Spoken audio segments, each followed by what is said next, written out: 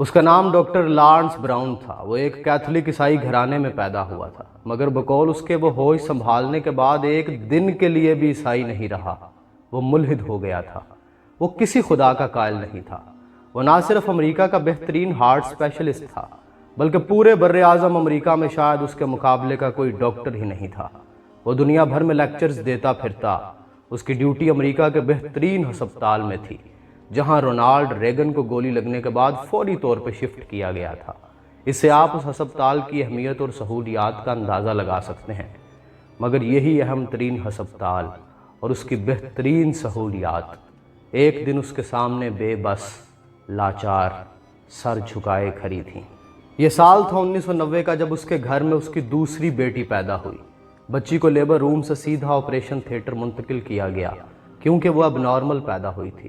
اس کی ایک آرٹری میں نقص تھا، جس کی وجہ سے اس کے بدن کو آکسیجن ملا خون نہیں مل رہا تھا، اور وہ سر سے پاؤں کے انگوٹھے تک گن میٹل بلو پیدا ہوئی تھی۔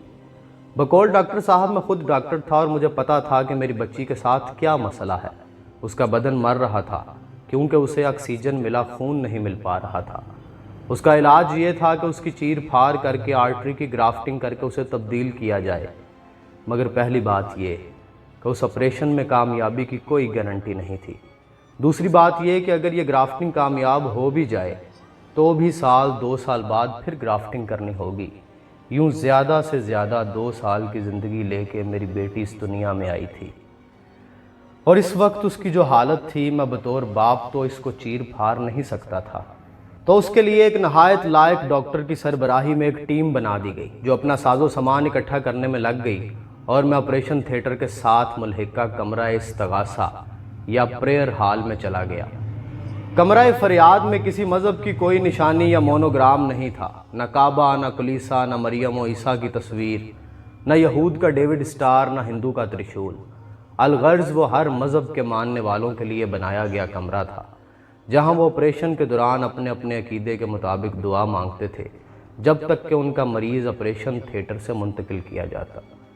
اس سے قبل ڈاکٹر لارنس کے لیے یہ کمرہ صرف ایک سائیکولوجیکل ڈوز کے سوا کچھ نہیں تھا، مگر آج اس کی اپنی جان پہ بن گئی تھی۔ بقول ڈاکٹر لارنس، میں نے آج تک جو چاہا اسے ہر قیمت پہ حاصل کر لیا تھا، چاہے وہ پیسے سے ملے یا پھر اثر و رسوخ سے۔ نا اور ناممکن جیسے الفاظ تو میری زندگی کی ڈکشنری میں کہیں تھے ہی نہیں، مگر آج میں بے بس ہو گیا تھا۔ نہ تو سائنسی آلات اور وسائل کچھ کر سکتے تھے، اور نہ ہی میرا پیسہ میری بچی کی جان بچا سکتا تھا۔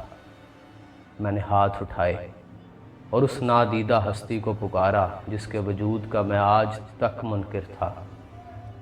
اے خالق، اگر تو واقعی موجود ہے تو پھر تو یہ بھی جانتا ہوگا کہ میں نے آج تک تیرے وجود کا منکر رہا ہوں، مگر آج میری بیٹی مجھے تیرے در پہ لے آئی ہے۔ اگر واقعی تیرا وجود ہے تو میری مدد کر۔ اسباب نے جواب دے دیا ہے۔ اب اگر میری بچی کو کوئی بچا سکتا ہے تو صرف اس کا بنانے والا ہی بچا سکتا ہے۔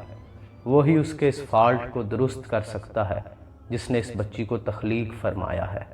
اے خالق، میں صدقے دل کے ساتھ تجھ سے وعدہ کرتا ہوں کہ اگر تو میری بچی کا فالٹ درست کر دے تو میں سارے مذاہب کو سٹڈی کر کے ان میں سے تیرے پسندیدہ مذہب کو اختیار کر لوں گا، اور ساری زندگی میں تیرا غلام بن کے رہوں گا۔ یہ میرا اور تیرا عہد ہے۔ میں نے صدق نیت سے یہ پیمان کیا اور اٹھ کر آپریشن تھیٹر میں آیا۔ مجھے زیادہ سے زیادہ 15 منٹ لگے ہوں گے، مگر جب میں آپریشن روم میں آیا تو وہاں کی بدلی ہوئی فضا کو میں نے ایک لمحے میں محسوس کر لیا۔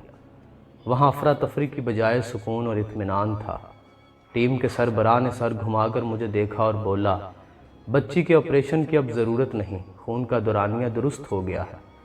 اور اس دوران خون کے درست ہونے کی جو سائنٹیفک وجوہات وہ بتا رہا تھا، میں نے سر اٹھا کر باقی ٹیم ممبران کی طرف دیکھا۔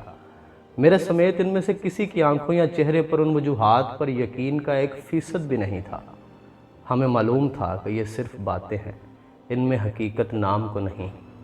البتہ مجھے پتا تھا کہ میرا ایگریمنٹ خالق کی طرف سے انڈورس کر لیا گیا ہے، اور آرٹری کی خرابی اسی خالق نے جھٹ سے درست کر دی ہے۔ اس سے پہلے میری پہلی بیٹی کی بار بھی ایک سگنل مجھے خالق کی طرف سے ملا تھا جو بڑا مثبت تھا۔ کسی وجہ سے میں نے اسے معمولی سمجھا، میری پہلی بیٹی کرسٹینیا نے پیدا ہونے کے بعد اسی دن میرا ہاتھ پکڑ کے اپنی دونوں ٹانگوں پہ کھڑا ہو کے مجھے حیران کر دیا۔ ڈاکٹر حضرات اچھی طرح جانتے ہیں کہ ایسا ہونا ناممکن ہے، مگر میں نے اس ناممکن میں خالق کو نہ پہچانا تو میری دوسری بیٹی کے اس ناممکن نے مجھے باندھ کر خالق کے در پہ لا ڈالا۔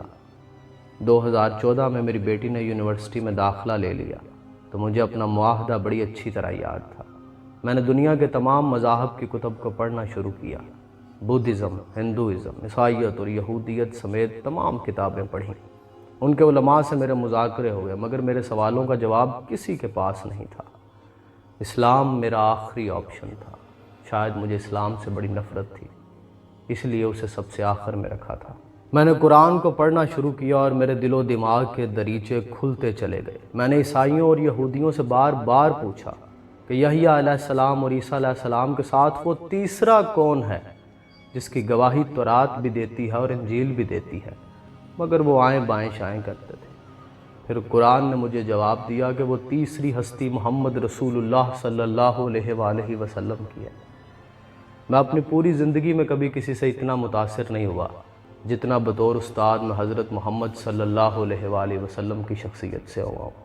جب تک اس دنیا میں اجتہاد فکر کی بنیاد ہوگی، جب تک معیار عقل و نظر لگتے رہیں گے، میرے رسول کی خاک پا تک اس دنیا کی کوئی ذہانت نہ پہنچ سکے گی۔